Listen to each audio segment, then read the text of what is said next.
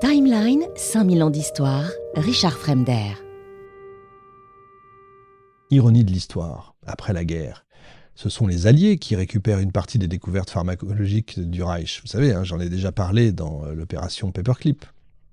La pervitine va changer de nom, elle devient méthamphétamine, elle poursuit sa carrière aux États-Unis.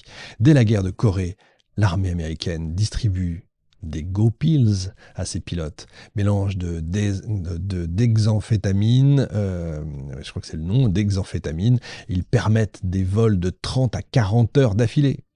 La guerre froide devient une guerre des nerfs, et donc une guerre de stimulants. La performance n'est plus seulement mécanique, elle est aussi neurochimique. Et c'est pas fini. Pendant la guerre du Golfe, pendant l'intervention en Afghanistan, les drogues de combat reviennent discrètement. Le Pentagone reconnaît encore au XXIe siècle l'usage réglementé de certains stimulants chez les forces spéciales. On sait qu'ils prennent des choses pour ne pas dormir pendant plusieurs jours d'affilée. La performance devient une norme. Mais la plus grande leçon du Reich pharmacologique, c'est peut-être ailleurs qu'elle se trouve, dans notre propre civilisation, dans notre quotidien, dans notre rapport à la fatigue, au travail, au sommeil. Parce que la logique qui a permis à la pervitine de séduire des millions d'Allemands dans les années 30, celle de la performance à tout prix, de la disponibilité constante, de l'endurance artificielle, aujourd'hui c'est devenu un modèle global. Qui ne connaît pas, je vous disais tout à l'heure, ces comprimés pour rester concentré, les boissons pour rester éveillé, les pilules pour tenir. Que vous soyez étudiant, chauffeur routier, cadre en pré-burnout ou je ne sais pas, la société moderne valorise l'énergie sans limite et elle la prescrit. Et oui, quand vous recevez sur votre smartphone à n'importe quelle heure du jour ou de la nuit des messages et qu'il faut y répondre à n'importe quelle heure du jour et de la nuit, il faut prendre des choses pour pouvoir dormir mieux, se réveiller mieux, etc. Les amphétamines existent encore sous d'autres noms, ça s'appelle l'Adderall, la Ritaline, Modanifil, elles sont distribuées parfois légalement, parfois clandestinement, parfois plus ou moins clandestinement, parfois plus ou moins légalement, et la frontière est floue maintenant entre traitement, optimisation et dépendance. Mais on n'est pas dans un Reich, on vit dans une époque dopée, si vous voulez quand même. C'est là peut-être l'héritage le plus sournois en fait du Troisième Reich chimique. Avoir montré qu'un régime peut utiliser la chimie pour doper l'obéissance. On a même vu assez récemment, je crois, je ne sais plus si c'est un sénateur ou un député qui a été pris en train de dealer ou en train d'acheter de la drogue. Enfin, ils sont tous, on imagine qu'ils peuvent en tout cas être tous sous dépendance. Un régime peut utiliser la chimie pour doper l'obéissance, remplacer la volonté, court-circuiter la conscience, et que ça peut fonctionner, mais ça peut fonctionner un temps. Je ne vais pas faire du complotisme et revenir sur l'ARN messager et tout ça. Je ne reviens pas là-dessus, bien sûr, ne voyez pas de lien. Le nazisme n'a pas eu besoin, si vous voulez, de séduire tous les esprits. Il a su par moments neutraliser les corps, les faire marcher, les faire tenir, tuer aussi au mépris de leur propre biologie. Il a transformé la foi en idéologie, en pharmacologie appliquée, si vous voulez. Et aujourd'hui encore, la question reste brûlante.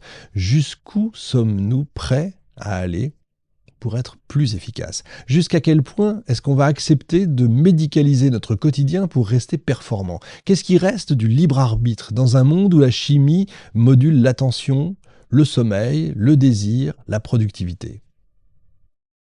Peut-être c'est pour ça que cette histoire a été si longtemps oubliée, ou en tout cas qu'on n'en parle pas, parce qu'elle dérange, peut-être parce qu'elle ne cadre pas avec nos grands récits, les bons contre les méchants, les idéologies contre les valeurs, les dictateurs contre les démocrates.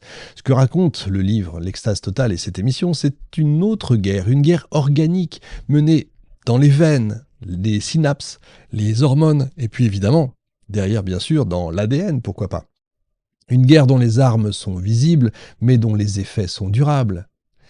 Et puis aussi, une mise en garde. Parce que, et c'est là que je vais laisser la question ouverte, si un régime aussi brutal, aussi idéologique, aussi extrême que le Troisième Reich a pu reposer sur une infrastructure chimique aussi massive, aussi systémique, alors aucune société n'est à l'abri de céder, elle aussi, à la tentation de l'extase totale.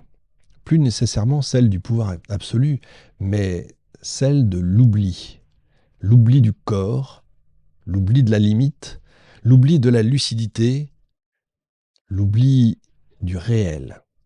J'ai commencé cette émission avec une image troublante, celle d'un dictateur souvent dépeint comme une figure glacée, ascétique, inhumaine et qu'on découvre sous perfusion. Un homme dont la volonté de faire s'effrite sans ses injections, un corps fatigué, maintenu en état de marche par des cocktails chimiques, un pouvoir tenu au fil des années non pas par la seule idéologie, mais aussi par la seringue. On a suivi cette piste jusqu'au bout, derrière le fantasme du surhomme nazi. On a vu le patient A, les soldats drogués de la Blitzkrieg, les cobayes de Sachsenhausen, le laboratoire clandestin d'un Reich en chute libre, la guerre d'influence des médecins autour d'un Führer toxicomane. C'était pas qu'une simple anecdote, une étrangeté en marge de l'histoire. C'est un moteur caché, encore une fois, j'insiste, une clé, une autre lecture du XXe siècle. La drogue n'a pas fabriqué le nazisme, évidemment. Mais elle l'a accéléré, elle l'a soutenu, elle l'a prolongé. Je ne suis pas en train non plus d'excuser, on est bien d'accord. Elle lui a donné parfois l'illusion, si vous voulez, d'être invincible. Elle a transformé l'idéologie, si vous voulez, en carburant, la volonté en produit, la guerre en euphorie chimique. Et au fond, cette histoire ne nous parle pas que du passé. J'insiste encore là-dessus. Elle nous parle de nous.